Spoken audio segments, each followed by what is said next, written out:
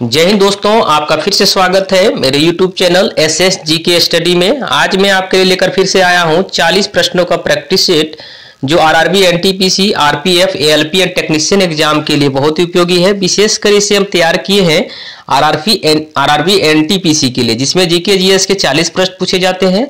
यह आरपीएफ के लिए भी समान रूप से उपयोगी है, क्योंकि आरपीएफ में भी जीके जीएस के 50 प्रश्न पूछे जाते हैं।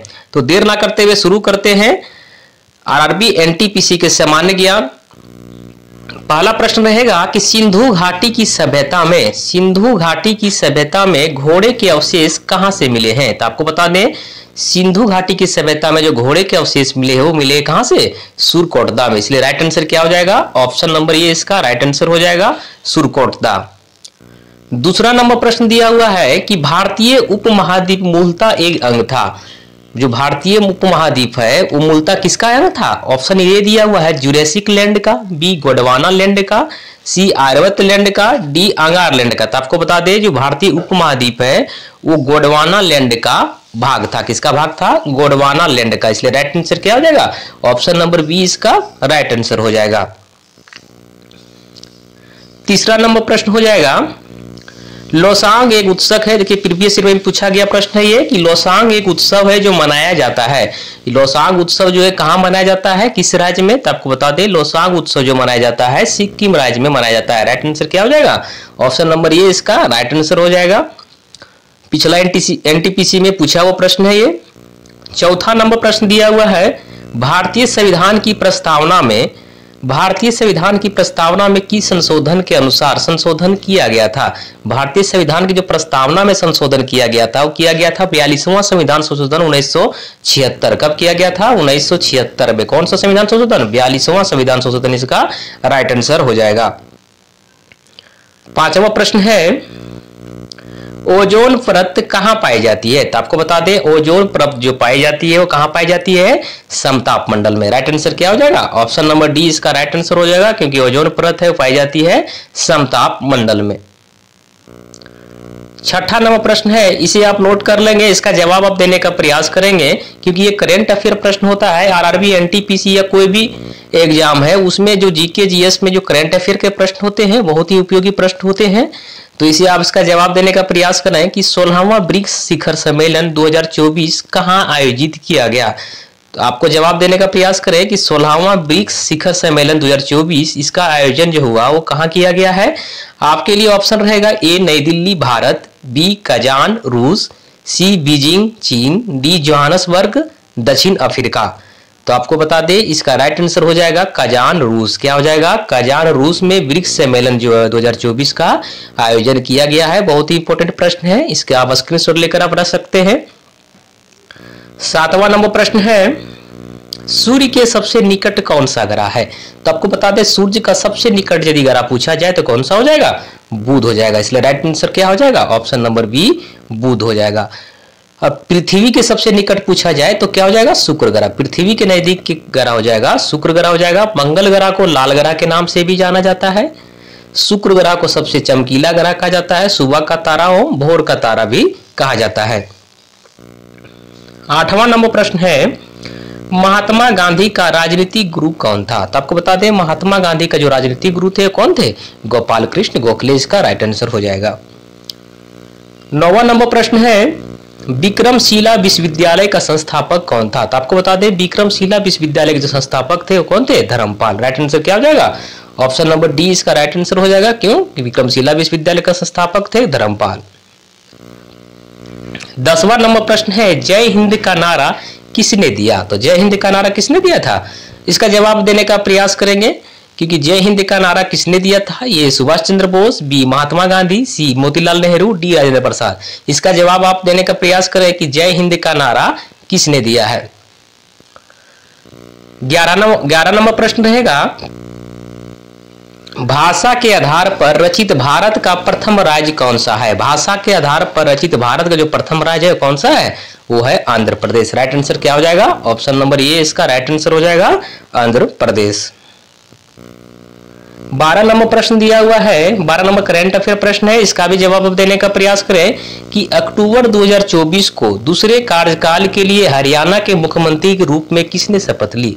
तो जो अक्टूबर 2024 में दूसरे कार्यकाल के लिए हरियाणा के मुख्यमंत्री के रूप में किसने शपथ लिया है, तो आपको बता दें वो शपथ ली है कौन, नायब सिंह सैनी ने। राइट आंसर क्या हो जाएगा, ऑप्शन नंबर सी नायब सिंह सैनी इसका राइट आंसर हो जाएगा। 13 नंबर प्रश्न है, भूमंडल में सबसे बड़ा द्वीप समूह कौन सा है। भूमंडल में सबसे बड़ा द्वीप समूह कौन सा है, तो द्वीप समूह का बात कर रहा है, इसलिए इसका आंसर क्या हो जाएगा, इंडोनेशिया। क्या हो जाएगा, इंडोनेशिया। सबसे बड़ा द्वीप का बात करता तो क्या हो जाता है, सबसे बड़ा द्वीप जो होता है वो हो जाएगा ग्रीनलैंड। और सबसे बड़ा द्वीप समूह बात करेगा तो क्या हो जाएगा, इंडोनेशिया। इसका राइट आंसर क्या हो जाएगा, इंडोनेशिया। 14 नंबर प्रश्न दिया हुआ है कि हर्षवर्धन के काल में भारत की यात्रा करने वाले चीनी तीर्थयात्री कौन थे। तो हर्षवर्धन के काल में जो भारत की यात्रा किए थे, कौन किए थे, हैनसांग किए थे। राइट आंसर क्या हो जाएगा, ऑप्शन नंबर बी हैनसांग हो जाएगा। चंद्रगुप्त द्वितीय के दरबार में कौन आया था चीनी यात्री, तो वो भी फाहियान था। और चंद्रगुप्त मौर्य की बात करें तो क्या हो जाएगा, मेगास्थनीज जो आए थे वो चंद्रगुप्त मौर्य के दरबार में आए थे। इसकी प्रसिद्ध पुस्तक क्या था मेगास्थनीज का, इंडिका। 15 नंबर प्रश्न दिया हुआ है, नासिक किस नदी के किनारे स्थित है। नासिक जो है वो किस नदी के किनारे स्थित है, तो आपको बता दें नासिक जो है स्थित है गोदावरी नदी के तट पर। कहां पे, गोदावरी नदी के तट पर। राइट आंसर क्या हो जाएगा, ऑप्शन नंबर 20 का राइट आंसर हो जाएगा गोदावरी नदी। ताप्ती जो सूरत पूछेगा कि सूरत किस नदी के किनारे स्थित है, याद रखिएगा सूरत जो है वो ताप्ती नदी के किनारे स्थित है। 16 नंबर प्रश्न है, गांधी जी द्वारा पहला सत्याग्रह आंदोलन आरंभ किया गया था। तो गांधी जी द्वारा भारत में जो पहला सत्याग्रह आंदोलन किया गया था, कहां किया गया था, चंपारण। कब, 1917। इसे याद रखिएगा 1917 में चंपारण विद्रोह जो हुआ सत्याग्रह आंदोलन किया गया था गांधी जी द्वारा, वो गांधी जी का पहला सत्याग्रह आंदोलन भारत में था। 17 नंबर प्रश्न है, भारत में सती प्रथा को कब प्रतिबंधित किया गया। तो भारत को सती प्रथा को प्रतिबंधित किया गया था 1829 ईस्वी में। इसलिए राइट आंसर क्या हो जाएगा, ऑप्शन नंबर 20 का राइट आंसर हो जाएगा। किसके सहयोग से, राजा राम मोहन राय के सहयोग से। किसके काल में यदि पूछा जाए तो याद रखिएगा लॉर्ड विलियम बेंटिंक के काल में। किसके काल में, लॉर्ड विलियम बेंटिंक काल में। ये भी बहुत बार एग्जाम में पूछा गया है, याद रखिएगा लॉर्ड विलियम बेंटिंक के काल में जो है सो सती प्रथा पर प्रतिबंध लगाया गया था। 18 नंबर प्रश्न दिया हुआ है, करंट अफेयर प्रश्न है, इसका भी जवाब आप देने का प्रयास करें कि 16 अक्टूबर 2024 को जम्मू और कश्मीर के मुख्यमंत्री के रूप में किसने शपथ ली। तो जम्मू कश्मीर के मुख्यमंत्री के रूप में किसने शपथ लिया है 16 अक्टूबर 2024 को, तो किसने लिया है, उमर अब्दुल्ला के द्वारा लिया गया है। राइट आंसर क्या हो जाएगा, ऑप्शन नंबर बी हो जाएगा राइट आंसर। उमर अब्दुल्ला जो है जम्मू कश्मीर के मुख्यमंत्री के रूप में शपथ लिए हैं। 19 नंबर प्रश्न है, विधान परिषद की सदस्यता के लिए न्यूनतम आयु क्या है। तो विधान परिषद की सदस्यता के लिए जो न्यूनतम आयु है वो कितना है, 30 वर्ष है। राइट आंसर क्या हो जाएगा, ऑप्शन नंबर बी हो जाएगा इसका राइट आंसर, 30 वर्ष। आपके लिए प्रश्न है कि प्रधानमंत्री बनने के लिए न्यूनतम आयु क्या होनी चाहिए। इसका जवाब जानते हैं तो कमेंट में बताइए कि प्रधानमंत्री बनने के लिए जो न्यूनतम आयु है वो कितना है। नेक्स्ट प्रश्न है, नवीकरणीय ऊर्जा। नवीकरणीय ऊर्जा, ये भी प्रीवियस ईयर प्रश्न है। ये नवीकरणीय ऊर्जा किससे प्राप्त की जा सकती है, इसे ऑप्शन के रिलेटेड प्रश्न है। इसे देख लेते हैं कि नवीकरणीय ऊर्जा जो है किससे प्राप्त किया जा सकता है। तो ये है जीवाश्मों के द्वारा, विघटनाविक तत्वों के द्वारा, जैव मात्रा से, प्राकृतिक गैस से। तो नवीकरणीय ऊर्जा जो प्राप्त किया जाता है वो जैव मात्रा से प्राप्त किया जाता है। राइट आंसर क्या हो जाएगा, ऑप्शन नंबर सी इसका राइट आंसर हो जाएगा। 21 नंबर प्रश्न दिया हुआ है कि धातुओं का वह गुण जिससे उन्हें खींचकर तारों में परिवर्तित किया जाता है क्या कहलाता है। तो धातुओं का वह गुण जो खींचकर तार में परिवर्तित किया जा सकता है उसे कहलाता है कौन, क्या कहलाता है, तन्यता कहलाता है। राइट आंसर क्या हो जाएगा, ऑप्शन नंबर डी तन्यता। 22 नंबर प्रश्न दिया हुआ है, भारत में मुद्रास्फीति की गणना किस सूचकांक के आधार पर की जाती है? तो बता दें, भारत में जो मुद्रास्फीति की गणना है वो किया जाता है थोक मूल्य सूचकांक के आधार पर। किसके आधार पे? थोक मूल्य सूचकांक के आधार पर। इसका राइट आंसर हो जाएगा क्या? ऑप्शन नंबर ए, थोक मूल्य सूचकांक के आधार पर भारत में मुद्रास्फीति की गणना की जाती है। 23 नंबर प्रश्न दिया हुआ है, ओजोन परत के संरक्षण का अंतर्राष्ट्रीय दिवस कब मनाया जाता है? तो ओजोन परत के संरक्षण का जो अंतर्राष्ट्रीय दिवस मनाया जाता है वो कब मनाया जाता है? ऑप्शन ए दिया हुआ 15 अगस्त, बी 16 सितंबर और डी दिया हुआ 1 मई। तो आपको बता दें, जो ओजोन परत के संरक्षण जो अंतर्राष्ट्रीय दिवस मनाया जाता है 16 सितंबर को। आंसर क्या हो जाएगा इसका? ऑप्शन नंबर बी इसका राइट आंसर हो जाएगा। क्या हो जाएगा? 16 सितंबर को ओजोन दिवस के रूप में मनाया जाता है। 24 नंबर प्रश्न दिया हुआ है, भारत में केंद्रीय बैंक का कर्तव्य कौन सा निभाता है? तो केंद्रीय बैंक कौन सा निभाता है? तो निभाता है reserve bank of India. Right answer क्या हो जाएगा? Option number C, reserve bank of India. 25 number प्रश्न दिया हुआ है, चंद्रगुप्त मौर्य ने अपना अंतिम दिन कहां गुजारे थे? यहां नहीं, कहां गुजारे थे? तो आपको बता दें, कहां गुजारे थे? सरवन बेलगोला में। राइट आंसर क्या हो जाएगा? Option number D, Shravanabelagola कहां पे है? कर्नाटक है, इसे याद रखिएगा। कर्नाटक में इसका अपना अंतिम दिन गुजारे थे। प्रश्न ये भी आ सकता है, चंद्रगुप्त मौर्य की मृत्यु कब हुआ था? तो याद रखिएगा 298 ईसा पूर्व में चंद्रगुप्त मौर्य का मृत्यु हुआ था। 26 नंबर प्रश्न है, अंग्रेजों ने भारत में अपनी पहली फैक्ट्री कहां स्थापित की थी? तो अंग्रेजों के द्वारा भारत में पहला फैक्ट्री कहां स्थापित किया गया था? सूरत में स्थापित किया था। राइट आंसर क्या हो जाएगा? ऑप्शन नंबर बी, सूरत। 27 नंबर प्रश्न दिया हुआ है कि भारत में राष्ट्रीय आय का आकलन सबसे पहले किसने किया था? तो भारत में राष्ट्रीय आय का आकलन जो है सर्वप्रथम किसके द्वारा किया गया था? तो किया गया था दादा भाई नेहरू के द्वारा। राइट आंसर क्या हो जाएगा? ऑप्शन नंबर बी इसका राइट आंसर हो जाएगा। दादा भाई नेहरू ने ही भारत में राष्ट्रीय आय का सबसे पहले आकलन किया था। 28 नंबर प्रश्न दिया हुआ है कि निम्नलिखित में से किस देश का अलिखित संविधान है? निम्नलिखित में से किस देश का लिखित संविधान? ऑप्शन ए दिया यूएसए, यूके, पाकिस्तान, भारत। तो बताते अलिखित संविधान जो है वो कहाँ का है? यूके का है। राइट आंसर क्या हो जाएगा? ऑप्शन नंबर बी इसका राइट आंसर हो जाएगा कि यूके का जो है, यूनाइटेड किंगडम का जो है वो अलिखित संविधान है। यदि पूछा जाए कि सबसे बड़ा लिखित संविधान की बात करेगा तो क्या हो जाएगा? भारत का हो जाएगा। और सबसे छोटा लिखित संविधान बात किया जाए तो हो जाएगा यूएसए का। 29 नंबर प्रश्न दिया हुआ है, भारत के संविधान निर्माता किसे माना जाता है? तो आपको बता दें, भारत के संविधान निर्माता के रूप में माना जाता है BR अम्बेडकर को। राइट आंसर क्या हो जाएगा? ऑप्शन नंबर बी इसका राइट आंसर हो जाएगा। 30 नंबर प्रश्न दिया हुआ है, करंट अफेयर का प्रश्न है, इसे आप ध्यान रखेंगे, इसको नोट डाउन भी कर लेंगे फिर से। साहित्य में 2024 का नोबेल पुरस्कार किसे प्रदान किया गया? तो बताना है आपको कि साहित्य में 2024 का जो नोबेल पुरस्कार है वो किसे प्रदान किया गया।